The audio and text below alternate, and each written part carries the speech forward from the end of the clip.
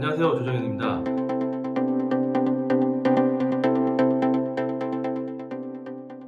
오늘은 여러분들께서 많이들 궁금해 하시는 것 중에 하나인 것 같은데, 왜 갑자기 사람들이 신축 사업을 시작하게 되었는지에 대해서 알려드리도록 하겠습니다. 여러분들 부동산 투자를 왜 하시죠? 네, 당연히 돈을 벌려고 하는 거죠. 지금 현재 상태에서는 직장에 다니면서 월급만으로는 도저히 돈을 모아서 내 집을 마련하기도 어렵고, 또 경제적인 자유나 시간적인 자유 같은 것들을 얻을 수 있는 게 거의 불가능하기 때문에 사람들이 전부 투자에 전념을 하고 있는 상태인데, 투자는 전통적으로 주식 투자도 있고 부동산 투자도 있고 여러 가지 투자가 있습니다만, 지금 상당히 좀 어렵죠. 다들 주식 투자는 삼성전자가 9만까지 올라갔다가 지금 6만 밑으로 떨어져서 거기에 물리신 분들도 많고, 또 비트코인은 예전 생각을 하면은 지금 들어가기도 좀 너무 애매하고 가격이 너무 많이 오르다 보니까, 그리고 전통적으로 이 부동산 투자라는 것이 좀 안전하고 부동산 투자로 돈을 많이 번 사람들도 많다 보니까 부동산 투자에 대해서 상당히 관심들을 많이 가지시게 되는데, 사실 예전부터 우리가 부동산 투자라고 한다 그러면 어떤 방법이든 아파트를 사서 아파트를 매매를 해서 실거주로 들어가던, 아니면 분양권을 사던, 청약을 하던, 가격이 올라가고 시세 차익을 발생하다 보니까 또 조금 더 넓은 집으로 옮겨가고 조금 더 넓은 집으로 옮겨가고, 이러면서 이제 자산이 축적이 되고 아이들 시집장가 보내고 나서는 조금 집을 줄여서 그 차액으로 자기 노후 생활을 보내는, 이게 이제 전통적인 방법이었는데, 현실적으로 지금 아파트 투자를 도저히 할 수가 없죠. 첫 번째가 대출이 안 되죠. 그리고 두 번째가 가격이 너무 많이 올랐죠. 그리고 또 세 번째, 세금이 어마무시하지 않습니까? 그러다 보니까 이 사람들이 부동산 투자를 하기에도 참 어려워진 상태입니다. 그러니까 이제 20대나 30대 분들이 생각하기에는 이거 참 깝깝한 세상이 된 거죠. 그러니까 여기에 제가 말씀드린 요 지점에서 사실 이제 신축 사업을 진행하게 된 이유가 있어요. 그게 바로 뭐냐면, 이 부동산 투자는 원래부터 레버리지라는 거를 이용을 한 투자입니다. 레버리지가 뭐죠? 빚이죠. 그러니까 빚내서 투자한다, 이 얘기가 굉장히 안 좋은 부정적인 의미로 받아들여지기도 하는데, 원래 부동산 투자는 빚으로 하는 거죠. 여기서 이제 부자 아빠 가난한 아빠라는 책에 나와 있는 좋은 빚이냐 나쁜 빚이냐에 대한 판단 기준이 여기에서 생겨야 되는 거예요. 내가 어떤 물품을 사거나 자산이 증식되지 않는 생활비를 은행에서 빚을 내서 산다, 이거는 나쁜 빚이죠. 그런데 내가 빚을 내서 어떤 자산을 매입을 했는데 그 자산이 계속적으로 가치가 증가를 해서 돈을 벌 수 있게 된다, 이거 이제 좋은 빚이라고 하는데, 이 부동산 투자는 기본적으로 레버리지를 이용하지 않을 수가 없는 투자거든요. 그런데 여러분들 다 아시다시피 지금 대출이 됩니까? 대출도 안 되죠. 그리고 레버리지는 금융권에서 갖고 오는 대출만을 레버리지로 생각을 하는 것이 아니고, 이 레버리지에는 남의 돈도 있어요. 그 남의 돈을 이용한 투자의 가장 대표적인 게 무엇이 있을까요?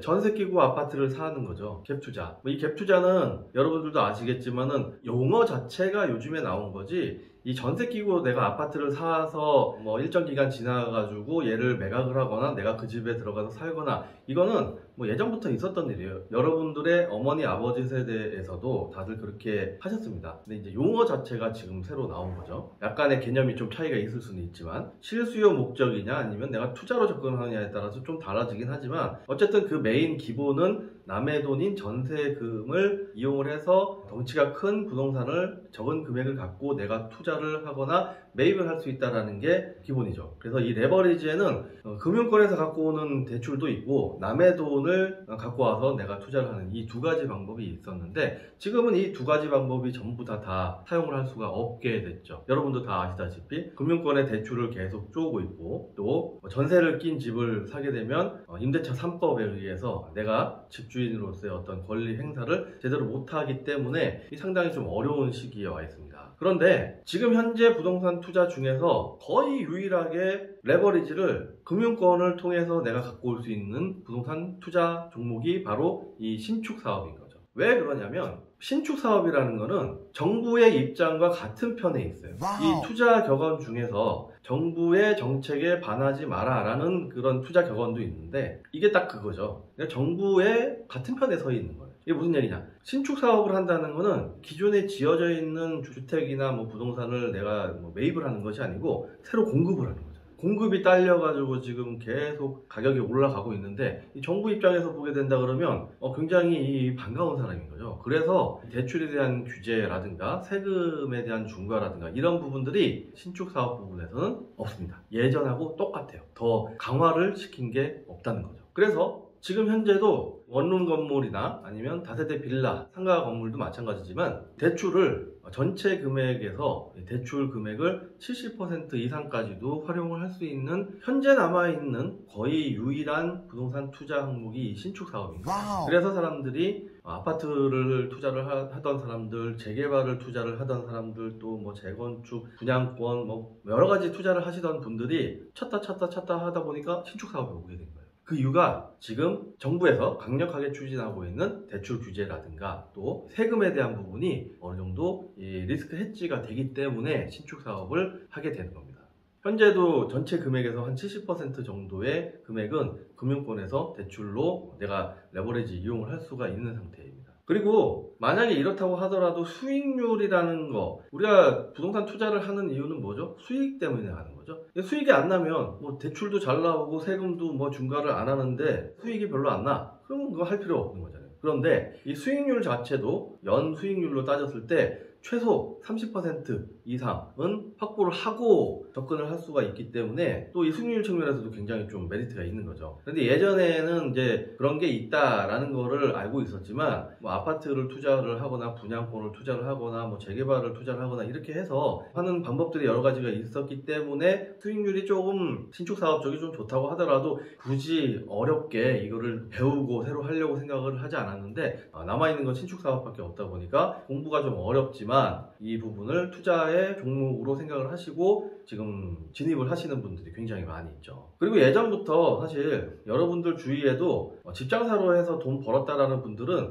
사돈의 팔촌이든 뭐 옆집 아저씨든 간에 여러분들이 있었어요. 예전부터 60년대, 50년대부터도 집을 지어 팔아서 그걸로 이제 돈을 많이 버신 분들이 굉장히 많이 있었거든요. 그러니까 이게 뭐 아주 특별한 일은 아니에요. 예전부터 있었던 일인데 사람들이 이제 거기에 관심을 갖지 않았었을 뿐이죠. 그런데 지금은 숨통이 트여져 있는 부분은 신축 사업이다 보니까 사람들이 이쪽에 관심을 갖게 된 겁니다. 방금 전에 제가 말씀을 드린 것처럼 사실 얘는 진입장벽이 좀 있어요. 얘가 진입장벽이 높다라는 것이 단점이 될 수도 있지만 또 어떻게 보면 장점이 될 수도 있는 거죠. 무슨 말씀이냐면 이게 처음에 이제 한번 해보기는 굉장히 어려워요. 이 부동산에 대한 거의 뭐 A부터 Z까지의 거의 모든 종류의 지식과 경험과 노하우가 있어야지 할 수가 있는 거죠. 예를 들어서 처음에 땅을 살 때부터 부동산에 대한 거래 지식도 있고 경험도 있어야 되지만 사업성을 분석할 수 있는 그런 능력도 있어야 되잖아요.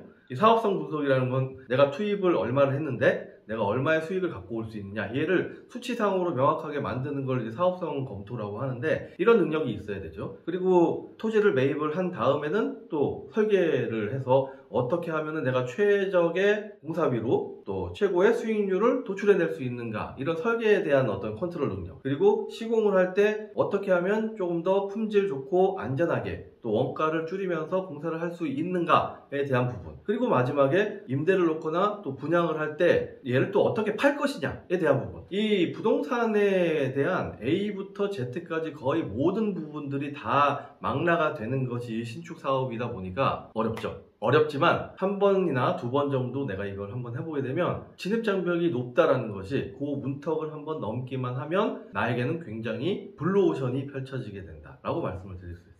자, 오늘 여러분들에게 주위에 사람들이 왜 갑자기 요즘에 신축 사업을 많이 얘기를 하고 또 신축 사업에 많이 뛰어드는지에 대해서 간단하게 여러분들에게 말씀을 드렸는데, 여러분들도 부동산 투자에 대해서 많이들 공부를 하시겠지만 지금 현재 상태에서 내가 할 수 있는 게 어떤 것이 될까 한번 고민을 해보신다 그러면 이 신축 사업 쪽도 하나의 대안이 될 수 있다라고 생각을 합니다. 자, 오늘 궁금증 풀리셨으면 좋겠습니다.